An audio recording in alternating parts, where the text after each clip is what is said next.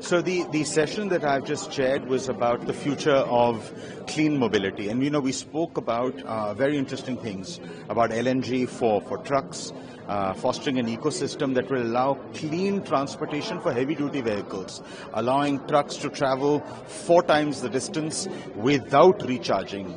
That seems, frankly speaking, a phenomenal solution, not just for the transportation sector, but also for consumers, for the environment, etc. We spoke about ethanol blending, the targets beyond E20, and what it will take to foster an E27 and an E100 environment where consumers will be able to buy either ethanol 100% or ethanol blended petrol at petrol stations across the country. What was very exciting from the automobile manufacturers is that they're all set.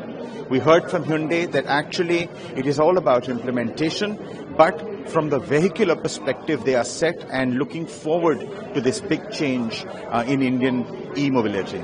Thank you very much. E20 is already rolled out. E27 is in the pipeline. So when E27 is planned to be rolled out? E27? Yes, so the pathway to E27 has not really been notified. One anticipates that it will happen within the course of this decade.